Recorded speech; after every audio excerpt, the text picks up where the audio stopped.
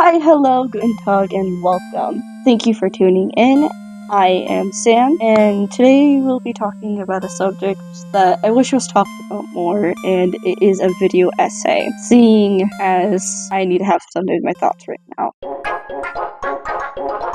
Me and a friend were talking, and she said, when money is put above human lives, you failed. That has stuck with me for the fact that when we were younger, we didn't need a lot of things, just our imagination and the world around us.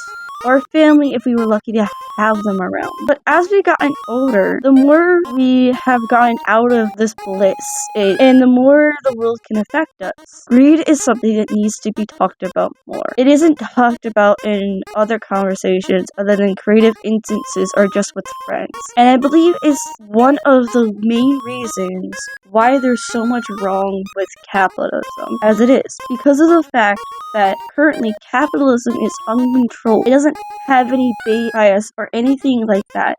It needs to have structure than it already has, but it can't without us addressing the fact that greed is something that leads to people putting themselves before others. It can drive people, yes, but it isn't something we should rely on to drive us forward in society. With a lot of people, they view greed as a good thing because the more wealth you have, the better quality and quantity of things it brings. Or even stated that greed shouldn't be on the list of the 7 deadly sins for the fact that it can be a driving force for people to accomplish things in their lives that otherwise would have never done. This is from an article, Greed is Good. The writer of this is Ashi Beheta. He is a CEO and investor, so it would make sense on why he would view greed as good, for the fact that looking for the best deal is a major part of his job. Further in the article, BIT states, the desire for wealth has been tightly coupled with that of progress and growth, something that has led to the eras of scientific discovery and world exploration. If early men wasn't greedy about a more comfortable life, we would still be living in the cave. If our freedom fighters weren't greedy for the independent, we would still be hoping for series wins by coalesced men so as not to give more lead-in. BIT in this article brings up the terms good greed and bad greed. He believes that greed is a good thing. It is something that needs to be talked about more. Bad greed is all about fraud, illegal or immoral activities, which we certainly harbor. Founders being greedy, doing the wrong things, a topic we covered in our last article, are being overtly focused on keeping the pie themselves rather than increasing the size of the pie. Such people have taken their eyes off of the big prize by thinking small. Investors being greedy and trying to squeeze every bit from a founder rather than supporting them, etc., are examples of bad greed. Greed is good. Looks of greed from the side of it being, well, good, and how we should use it instead of looking away from it. The idea shows there is a negative side to greed, with those who steal, lie, and cheat to get what they want, and bleed others dry to get money. But also the fact that with greed can drive people to make progress in the world and drive humanity forward. He even pushes this with how he talks about greed, even the name of the article. Because for him, what is a greed thing? He is an investor and a CEO of a company in India. Greed for him is what keeps the wheels of his life and company spinning. It's what makes it so that he has a comfortable life and can do the things that he wants. And it makes sense why so many other people would agree with this, with the fact that they also are on the same career path that he is on. The agreement can be found in the comments of the article, letting others voice their own opinions on the matter, just proving the point further on people view greed as a good thing when it benefits them. While for others, they may view greed as a bad thing. As stated by Manfred Kets in an article, is greed destroying your soul? One of the most difficult tasks for greedy people is learning to be selfish in a proper way. They need to pay attention to their inner self, but a long-term investment in this self can be a powerful antidote to greed and other forms of addiction. When people generally talk about greed, it's either wanting to defend or pull away from it in some way, depending on their point of view. And it's interesting because greed can generally show up in many ways.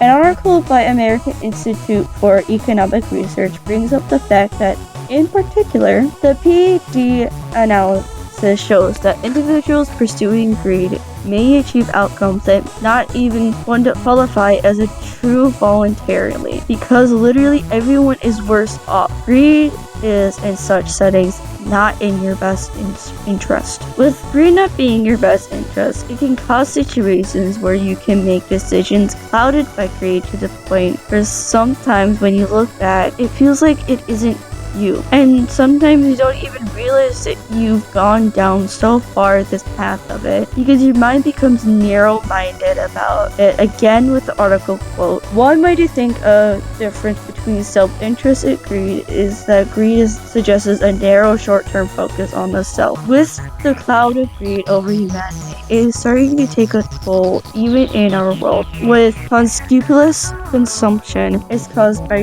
greed, but then with unscrupulous consumption, it is caused more greed. So is making this unhealthy cycle create a type of unchecked type of greed. As stated in an article called "Is Greed Destroying Your Soul?" Unchecked greed can destroy the soul of humanity like a great cancer manifesting throughout society. This type of cancer is what is the leading cause, in my opinion, of how our world is. It's not being checked and balanced, for it needs to happen, but it isn't happening because people are reflecting or they aren't realizing that they have enough. Kets tells a story in it where he talks about a man that he ran into. This man had been arguing with his wife and he had a really good job and talked about how growing up he didn't have a lot of money, and so with that he kind of wanted to live a life where he could have the money to be able to live comfortable. But he didn't realize he was on a stage where he didn't need to continue worrying about money. He had become a workaholic, and becoming a workaholic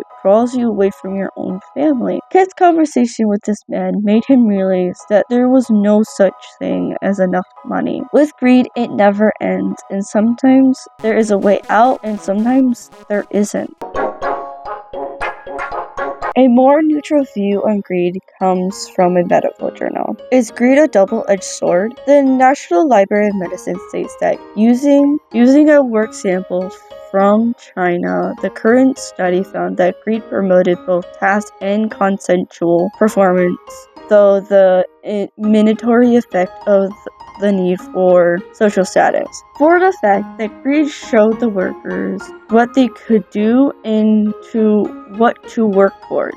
It gave them the force to continue forward, to keep track, and maybe, just maybe, they could get to the place to be happy in their lives. It would drive workers to work more and work harder, so that they might just have a chance for a better life and to live much more comfortably. Greed showed an end goal of what they could achieve. For when you can live comfortably, you are able to boast to others. That is part of how we humans interact with each other. We compare ourselves to others. For when we are comfortable, we are compliant with the world we are in. Even with greed being a driving force, there are times where it can inhibit our success. This is even brought up in the medical journal. At the same time, greed inhibited both types of performance through perceived disruptive justice. With the concern of there not being enough money for us, we start to lash out. We start to get competitive. This can be concerning the fact that a lot of times workplaces like to state that they are a team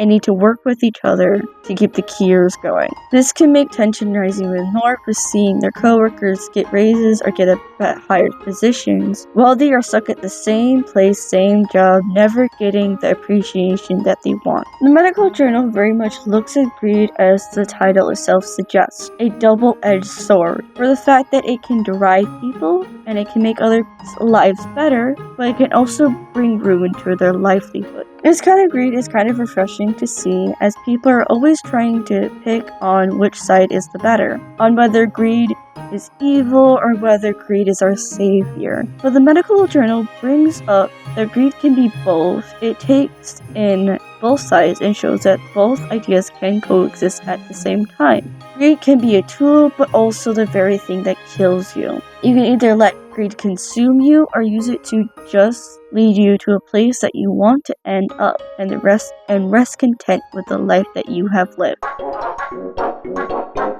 Looking at some of the different views of what greed is, I would like to throw my own hat into the ring. At the start of writing this, I wanted to come in with condemning greed and how that is a vile thing that shouldn't be used at all, how it is the vein of humanity. But taking a step back, I came to realize that greed can drive people, yes, but it shouldn't be the only thing driving you. Let me explain. In Greed is Good, it brings up on how greed is a good thing, but how we shouldn't be afraid of it, equating greed with money and how wanting more money is inherently greedy. The want for a better life is something that can only come from greed. I disagree with that fact. The want to have a better life, or to have a life that you don't have to worry about how much money you're using with each item that you are buying, and how you need to stretch your money to last until the next paycheck. It isn't a greedy thing. Generally, people who have come from a place where they didn't have a lot growing up, some people call that the American dream, to maybe leave their kids a better life than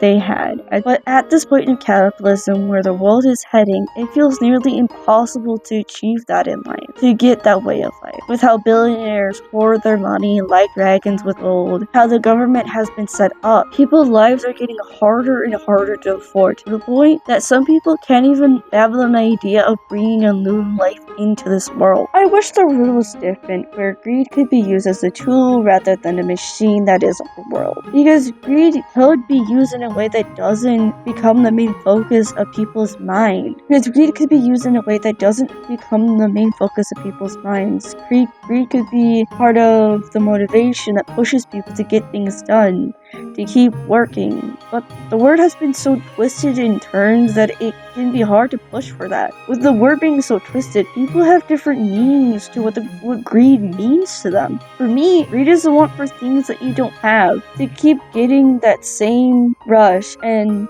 feeling that it can give to you. For when you get that feeling, you keep moving forward to the next thing, to the next want. But it can't be the only thing that pushes you forward.